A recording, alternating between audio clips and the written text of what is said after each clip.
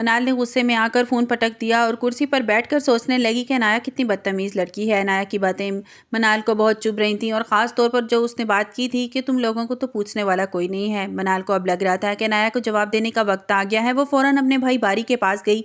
बारी अपने कमरे में खिड़की के पास खड़ा कुछ सोच रहा था।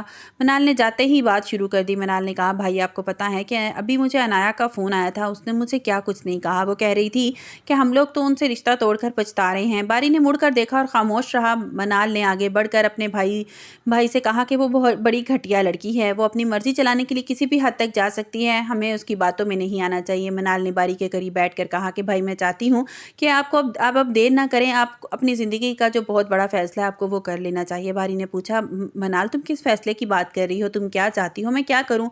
मनाल ने सीधा बारी की आंखों में देख कर कहा कि भाई आप शांसे से शादी कर लें, वो एक बहुत अच्छी लड़की है। शांसे का नाम सुनते ही बारी एकदम से चुप हो गया। इसे यकीन नहीं आ रहा था कि मनाल इससे इतनी आसानी से इसके दिल की बात समझ ली है। मनाल ने दोबारा कहा कि भाई मैं इतनी हैरान होने वाली क्या बात है इसमें, शांसे बहुत अच्छी और सुलझी हुई लड़की है, मुझे वो बहुत पसंद है। वो अनाया की तरह बदतमीज़ नहीं है, वो रिश्तों की कदर करना जानती है, वो आपको बहुत खुश रखेगी और मुझे भी लगता है कि आप उसे पसंद करते हैं। बारी को याद आया कि जब भी वो शांसे को देखता है तो उसे अजीब सा सुकून महसूस होता है। मनाल की बात ने इसे मजीद सोचने पर मजबूर कर दिया। दूसरी तरफ अनाया अपने घर में बहुत ही गुस्से में थी। वो अपनी माँ की बातों पर चिल्ला रही थी। अनाया ने अपनी माँ से कहा कि आप जो नया रिश्ता लेकर आ गई हैं, मुझे ये हरगिज़ मंजूर नहीं है कि माँ के लिए एक नया अनाया की माँ अनाया के लिए एक रिश्ता लेकर आई थी। बारी की शादी से पहले अनाया की शादी हो जानी चाहिए ताकि लोगों की ज़ुबानें बंद हो सकें, मगर अनाया ने साफ कह दिया था कि मैं किसी से भी शादी नहीं करूँगी और आपको जो करना है कर लें। अनाया के दिल में अभी भी ये बात थी कि बारी ने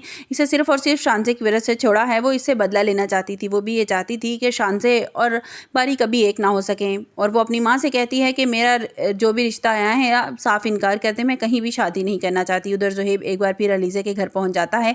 अभी भी वो अपनी ज़िद का पक्का है, वो लीज़े से शादी करके रहेगा। ज़ुहैब ने शांसे से कहा कि मैं अपने घर वालों को बहुत समझाया है, वो दोबारा रिश्ता मैं भिजवाना चाहता हूँ। शांसे ने ज़ुहैब को बड़ा दुख के साथ देखा और कहा कि ज़ुहैब साहब आपकी बात बहुत आगे निकल चुकी है, अब ये रिश्ता नहीं हो सकता। ज़ुहैब ने पूछा कि आखिर क्यों? मैं तो हर चीज़ के लिए तैयार हूँ, तो फिर आप लोग क्यों पीछे हट रहे हैं? शांसे ने जवाब दिया, ये कुछ भी मेरे हाथ में नहीं है, ये बड़ों का फैसला है, मैं इसमें कुछ भी नहीं कर सकती।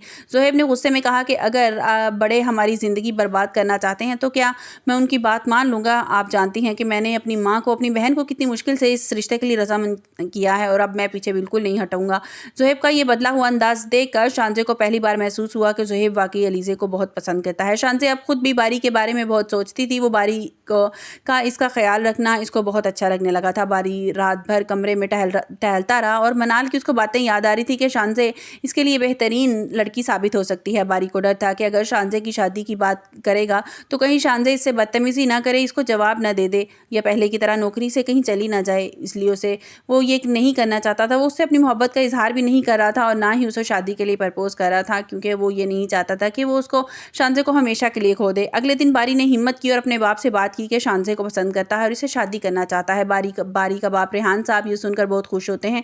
उन्होंने कहा कि मैं तुम्हारे साथ हूँ, मगर अनाया ने अब एक नया खेल शुरू कर दिया था। वो रहील को भड़काना शुरू कर दिया था कि मनाल और बारी से तुम जलील हो रहे हो। अनाया चाहती थी कि रहील बारी पर दबाव डाले ताकि वो दोबारा अनाया से मंगनी कर ले और सब कुछ पहले जैसा हो जाए। रहील अनाया की बातों में आ गया और इसकी बारी से बात करने की कोशिश की, मगर बारी ने साफ जवाब दे दिया कि ऐसा अब मुमकिन नहीं है। बारी ने रहील से कहा कि रिश्तों में ज़बरदस्ती नहीं होती और रिश्ता अनाया से हर ताल्लुक अब हमारा ख़त्म हो चुका है। मनाल को जब पता चला कि अनाया रहील के कान भर रही है तो इसे मज़ीद गुस्सा आया और इसने बारी से कहा कि आप जल्दी रिश्ता भिजवाएं। कहानी अब ऐसे मोड़ पर है, एक तरफ तो बारी और शांसे के दरमियान एक नया रिश्ता बनने वाला है और दूसरी तरफ अनाया सब कुछ बर्बाद करने के लिए कोई अहम कदम उठाने का सोच रही है। और क्या ज़ुहैब शांसे के घर वालों को मना पाएगा? क्या अलीज़े ज़ुहैब की मोहब्बत को समझ पाएगी और दोनों कभी एक हो पाएंगे? ड्रामा रहमत की ये कहानी बहुत दिलचस्प मोड़ लेने वाली है, सबकी असलियत सबके सामने आने वाली है। आप लोगों को क्या लगता है? मेरे तो ख्याल में जो ज़ुहैब है मना ही लेगा, आखिर अलीज़े की फैमिली मान ही जाएगी, इन द एंड मान जाएगी, क्योंकि वो अच्छी तरह जानते हैं कि लड़की माजूर है और उसको इससे अच्छा लड़का, इससे अच्छा रिश्ता कोई मिल नहीं सकता। इसलिए वो दोबारा फोर्स करेगा, ज़ुहैब दोबारा फोर्स करेगा, शांसे से दोबारा बात करने की कोशिश करेगा, उसको बार बार फ़ोन करेगा। उसकी दादी को पता चल चल जाएगा या कुछ ऐसा होगा कि उसकी दादी जो कहेंगी कि ठीक है हमें उन्हें एक बार एक मौका और देना चाहिए।